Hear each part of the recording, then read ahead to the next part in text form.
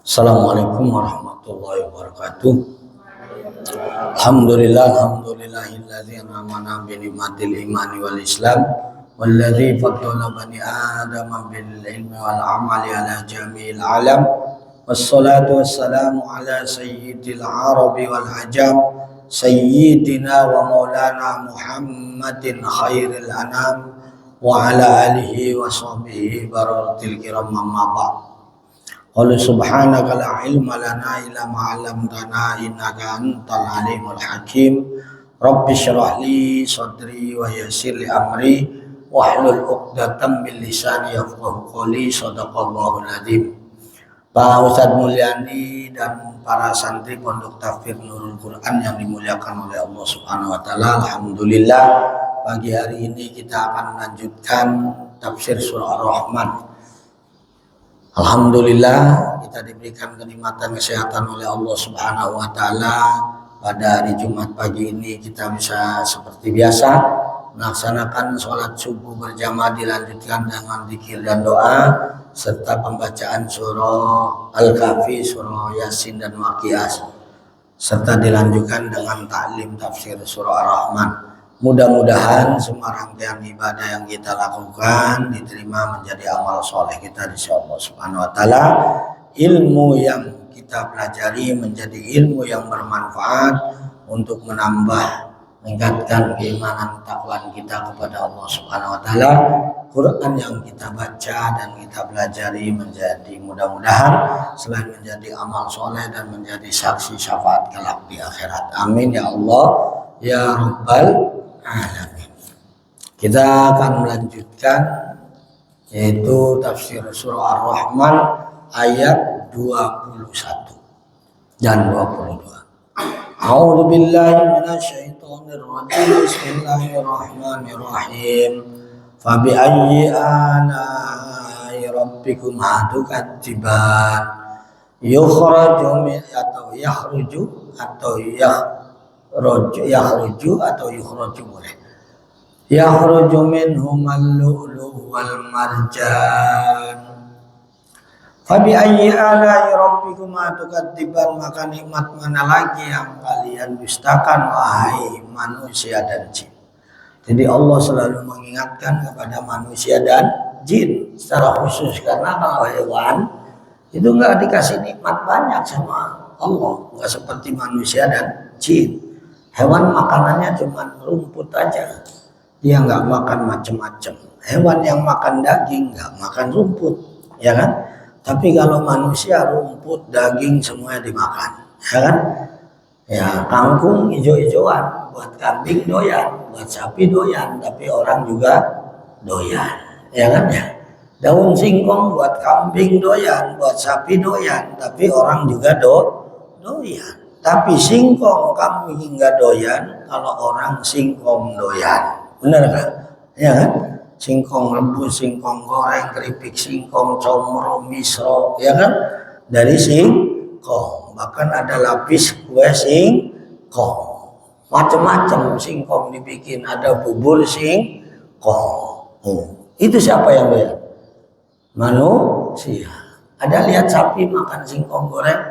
Nggak doyan. Ya. Ada comro misro makan kambing, sayang, ya mendingan buat kita. Nah itu, jadi banyak kenikmatan yang dinikmati oleh manusia yang diberikan oleh Allah Subhanahu wa taala, maka ditegur, wajar.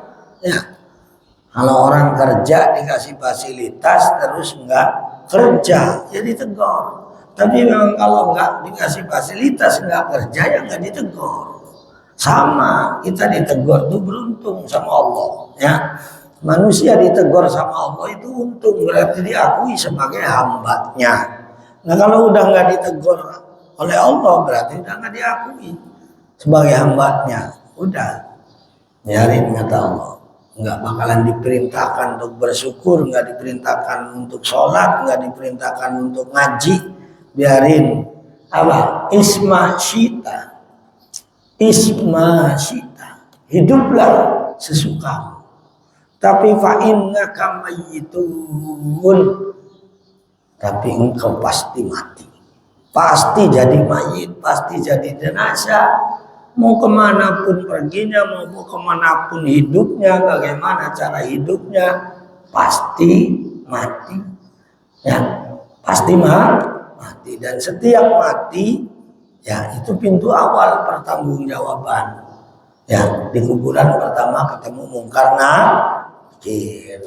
Wah, gua gedik nih, pas nih ya. Kafir atau nggak sholat banyak masa gua gedik nih. Nah, kata mungkar nakir itu gedik jebret.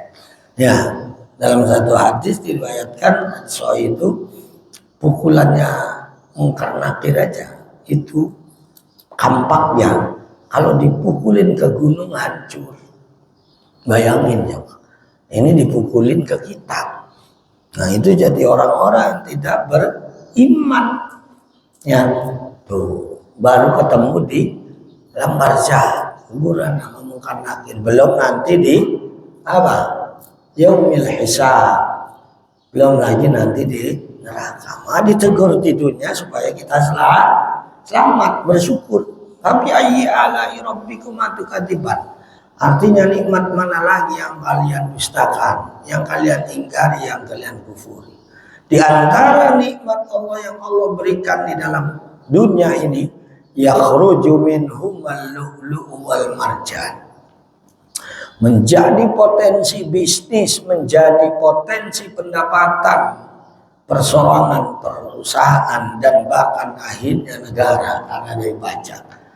Apa Allah ciptakan laut selain kemarin laut itu marajal bahroni yaltaqiyan, dua laut yang Allah ciptakan untuk menunjukkan kekuasaannya di bumi ini kepada manusia, yaitu laut tawar dan laut asin, tapi tidak saling melewati. Dia punya wilayah masing-masing, tidak saling menyerang, tidak saling bagian, tidak saling melewati. Maka itulah etikanya, adabnya manusia sesuai pada tempat yang ditempatkan oleh Allah Subhanahu wa ta'ala. Yang bikin menjadi konflik, menjadi perang itu karena haknya ingin mengambil hak orang lain. Negara diserang karena mau ngambil minyaknya, negara diserang karena pengen ngambil tanahnya, kekuasaannya. Nah itu yang bikin masalah. Padahal air aja tunduk ya sama Allah, kamu jangan lewat sini, kamu jangan lewat sini, udah selesai. Yang bikin masalah kan begitu, ya kan, melampaui batas antara hak dan kewajiban masing-masing. Kenapa orang ditangkap KPK? Karena melampaui batas, sudah digaji, udah difasilitasi, kemudian dia mengambil hak orang lain, ya, atau merugikan negara. Kalau hidup kita sesuai jalur, mengambil hak kita sesuai dengan kapasitas kita, tidak mengambil hak orang lain, melaksanakan kewajiban kita, kita aman. Nah itu. Nah Allah ingin tunjukkan di antara potensi laut. Yakhruju minhumal lu'lu'u wal marjan. Laut yang begitu luas, 2/3 dari apa? Bumi, darat, dari darat. Jadi lautan itu 2/3 dari darat. Kita darat aja luas kayak gini, apalagi laut. Makanya sebesar apapun manusia, kapal laut maupun apapun, kalau udah di tengah laut terlihat kecil. Di tengah laut terlihat kecil semua. Bahkan besi setebal ini itu bisa pecah kalau dihantam ombak yang besar, kan? Bisa menenggelamkan kapal laut. Dulu Titanic sejarahnya, apalagi perahu kecil mah ya. Tuh air laut, air yang kalau ngamuk itu udah nggak ada bandingannya, nggak ada lawannya, nggak ada penahannya. Tapi laut telah memberikan kontribusi yang sangat besar untuk manusia. Selain ikan yang tiap hari jutaan manusia makan ikan nggak habis-habis. Coba bayangin, manusia nernak ikan ke di laut? Enggak. Di Indonesia dari Sabang sampai Merauke, dari Aceh sampai Papua, nelayan banyak banget tiap hari. Mulai dari perahu kecil, perahu sedang, kapal gede yang tiap hari nangkap ikan. Itu nggak pada berenang, disiapin oleh Allah ikannya. Masya Allah. Banyak orang kaya karena jadi bisnis ikan. Ikannya gratis. Tapi punya 10 empang aja mempanin lele, mempanin gurame, berat beli purnya. Bener nggak? Berat nggak? Berat. 10 empang apalagi selaut. Ya, tuh Allah maha kaya. Nggak ada yang simpan, tapi gede-gede diambilin tiap hari, tiap malam sama nelayan. Tiap hari di pasar ada orang jualan ikan. Ikan mana? Ikan laut. Punya siapa? Punya saya. Dari mana? Dari laut. Punya siapa? Punya Allah. Benar nggak? Ikannya punya siapa? Dari mana? Dari Allah. Untuk manusia. Tiap hari di pasar ikan ramai banget.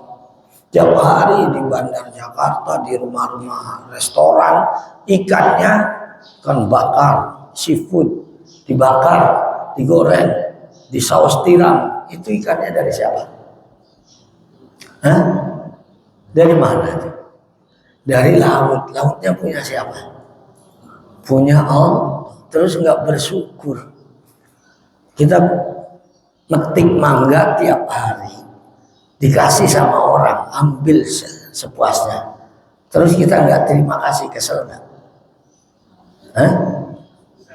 Kesel nggak yang punya mangga?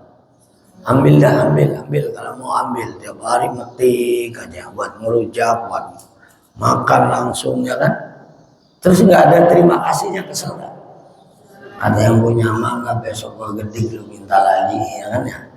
Besok udah nggak usah dia ambilin, nggak ada terima kasihnya. Kesel manusia. Allah tiap hari ikannya di laut diambilin. Tiap hari tonan, ribuan ton. Yang kata Bu Susi, ini mantan Menteri Kelautan, Indonesia ikannya itu yang dicuri oleh kapal-kapal asing itu per tahun 300 sampai 400 triliun. Bayangin, itu kalau beli cendol, Tambelang, Sukawangi, tenggelam 300 triliun. Ya, Zain, itu kalau beli cendol, tenggelam 300 triliun. Ya, 2 triliun aja penuh nih duit semestinya. Ratusan ribu. 2 triliun. Ya. Kita belum pernah lihat duitnya aja ya. Itu yang dicuri, belum yang tiap hari diambil nelayan lokal. Nah itu baru ikan. Nah ini Allah ingin jelaskan di sini salah satu potensi laut yang menjadi bisnis, menjadi ya pendapatan perorangan, pendapatan perusahaan, pendapatan negara itu mutiara. Yakhruju minhumal lu'lu' wal marjan. Selain ikan yang tiap hari diambil juga itu ada mutiara-mutiara, terutama di laut NTB. Mutiaranya cakep-cakep. Dibikin kalung, dibikin gelang, dibikin hiasan. Mutiaranya itu menjadi sumber rezeki, sumber bisnis. Masya Allah. Di laut, ya banyak tuh mutiara laut. Masya Allah, luar biasa. Jadi selain ikan juga Allah keluarkan yaitu mutiara dari laut. Cakep-cakep, ada merah, ada hijau, ya, ada kuning, warnanya macam-macam, dan lumayan harganya. Dan itu menjadi salah satu bisnis manusia. Gak bisa manusia itu bikin ikan, bikin mutiara, gak bisa. Cuman bisanya ngelola. Ya, nah, bikin ikan gak bisa, cuman bisanya masakin, dimakan. Ya. Siapa yang bisa bikin udang ayo di dunia ini? Nggak usah udang agak gedean, berenat, tahu berenat? Tahu nggak berenat? Berenat itu kalau di Cirebon tuh udang kecil-kecil banget. Yang kecil-kecil itu yang bahan terasi. Ya, kecil-kecil. Itu sekali dikoruk pakai jaring lubangnya kecil, wah dapat banyak. Nah enak itu buat terasi. Masya Allah, makanya terasi yang dibuat asli dari bahan udang kecil namanya rebon. Itu makanya Cirebon. Cirebon itu dari kata Cirebon. Airnya udang kecil yang dibikin apa? Terasi sama kecap. Oh, makanya kecap Cirebon mahal. Ya, sebotol bisa 150.000. Bahan asli. Cakep. Terasinya juga terkenal. Ya, terasi Cirebon dari udang-udang itu. Nah itu Allah berikan semuanya. Udang gedenya dikasih, udang sedangnya dikasih, udang kecilnya dikasih. Karena kalau pakai udang gede sayang. Lobster gitu. Ya yang gede-gede. Kalau dibikin terasi ya rugi. Udangnya aja sekilo 100.000. Ya udang gedenya tuh. Masya Allah. Juga ada mutiara yang terkandung di dalam laut. Belum lagi apa? Minyak. Masya Allah. Di lautan itu mengandung minyak yang sangat luar biasa. Yang memberikan kekayaan sumber rezeki bagi negara, bagi Pertamina. Ya kan? Oh dibor banyak minyaknya. Ya Allah. Laut tuh laut. Belum lagi laut itu berfungsi walahul jawaril munsya'atu fil bahri kal alam. Laut berfungsi sebagai jalan jawar. Jawar itu lalu lalang, liwat. Ya, lewat. Tempat lewatnya apa? Lewatnya manusia. Yang dulu diawali inisiasinya oleh Nabi Nuh. Itu juga atas perintah Allah. Manusia pertama kali bikin kapal, bikin perahu besar itu Nabi Nuh, yang kemudian ditiru oleh manusia sekarang. Ya. Hamalna lahum fil fulki mashhun khalaqna lahum mimma amal apa di surah Yasin itu. Ya. Nabi Nuh diperintahkan untuk bikin perahu agar dia selamat dari banjir besar.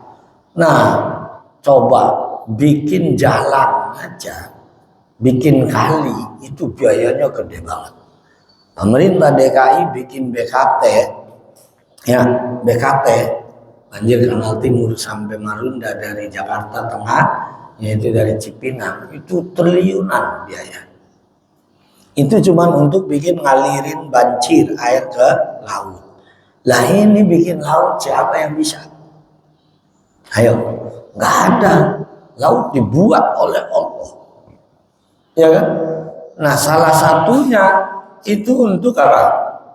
Alat transportasi yang tidak bisa dilakukan melalui darat, yang tidak bisa dilakukan dengan pesawat. Maka laut berfungsi juga walahul jawari. Baginya laut itu berfungsi untuk transportasi. Kapal apa pesawat nggak bisa bawa kontainer, nggak kuat. Tapi melalui laut ada kapal induk, ada kapal-kapal yang besar yang membawa barang antar negara, antar pulau, itu di kapal. Isinya ada 1.000 kontainer. Pakai truk nggak bisa. Truk lewat laut tenggelam. Bener nggak? Coba truk suruh lewat laut, bisa nggak? Nggak bisa. Pesawat bawa kontainer nggak bisa. Bawa kayu jati 1 kontainer, bawa besi 1 kontainer, bahan baku dan sebagainya. Nggak bisa lewat jalan lain kecuali laut. Nah itulah sayangnya Allah. Gratis nggak jalan laut? Bikin jembatan aja cuman buat lewat motor mobil, berapa biayanya? Ini bikin jalan buat kapal-kapal besar. Masya Allah. Kirim barang dari Indonesia, Malaysia, ke Brunei, Singapura, ke Cina, ke Taiwan, kontaineran. Ya, di JICCT itu, di ICT, di Priuk, itu ribuan kontainer tiap hari keluar masuk. Itu baru Priuk, belum Semarang, belum Surabaya, belum pelabuhan dunia lainnya. Itu semua bisa berjalan, salah satunya dengan apa? Adanya laut. Singapura negara terkecil itu bisa kaya raya Ya, kaya itu karena punya pelabuhan yang dilewati oleh banyak kapal-kapal dunia. Pasti lewatnya ke situ. Jadi sumber pendapatan orang numpang lewat laut. Padahal lautnya punya siapa? Lautnya punya siapa? Punya Allah. Tapi masing-masing negara punya batasan darat dan lautnya. Kebetulan Singapura punya laut yang menjadi akses semua kapal. Jadi kaya, sumbernya itu dari laut. Jadi bukan hanya tempat lewat, jadi tempat sumber kekayaan. Ibaratnya jalan tolnya lewat situ. Kalau enggak ke situ, jauh muternya. Mendingan bayar, lebih cepat. Ibaratnya begitu. Tuh, ya, bikin pelabuhan jadi sumber kekayaan. Nggak mungkin nggak ada pelabuhan kalau nggak ada laut. Yang punya pelabuhannya jadi kaya. Belum lagi yang punya perusahaannya yang investasi di pelabuhan bikin keren, bikin wah jadi kaya. Itu semuanya karena ada laut yang tadi berfungsi sebagai apa? Potensi yang memberikan mutiara-mutiara menjadi sumber rezeki. Juga walahul jawaril munsya'atu fil bahri a'lam. Jadi laut itu punya potensi lagi yang lainnya yang sangat penting, itu adalah sebagai akses jalan, alat transportasi. Bayangin kalau nggak ada laut mau kirim barang gimana? Pakai pesawat sedikit kapasitasnya nggak buat, pakai truk nggak bisa lewat laut. Makanya air laut itu nggak pernah surut. Bayangin kalau air laut surut kayak di kali, kapal besar nggak lewat. Wah, nganggur semua. Benar nggak? Oh, itulah kalau kita renungi Al-Quran, ya, kita baca sambil kita pahami, kita ini semakin kecil, semakin tahu betapa banyaknya anugerah Allah yang diberikan kepada manusia. Tapi banyak manusia yang tidak syukur, faqalilan ma yashkurun. Manusia banyak yang lupa, banyak yang lalai atas nikmat Allah. Nah, itu kita bersyukur kalau diingatkan oleh Allah sehingga kita menjadi ingat sampai ayat 24. Mudah-mudahan yang kita pelajari ini bermanfaat, menjadi amal soleh. Terus untuk memotivasi kita menjadi hamba-hamba yang pandai bersyukur, jangan jadi hamba-hamba yang kufur, baik kufur akidah maupun kufur nikmat. Mudah-mudahan Allah senantiasa membimbing kita, membimbing keluarga kita agar terus kita di jalan yang diridhoi, dijauhkan dari jalan yang tidak diridhoi sampai akhir hayat kita. Terus istiqomah di jalan Allah Subhanahu wa taala hingga meraih husnul khatimah. Al-Fatihah. A'udzu billahi minasyaitonir rajim. Bismillahirrahmanirrahim. Alhamdulillahirabbil alamin arrahmanir rahim maliki yaumiddin. Iyyaka na'budu wa iyyaka nasta'in. Ihdinas shiratal mustaqim. Shiratal ladzina an'amta 'alaihim ghairil maghdubi 'alaihim waladdallin. Amin. Mohon maaf apabila ada kesalahan. Subhanakallah bihamdika asyhadu an la ilaha illa anta astaghfiruka wa atubu ilaik. Kalau kalam Allahumma muwaffiq ila aqwamit thoriq. Wassalamualaikum warahmatullahi wabarakatuh.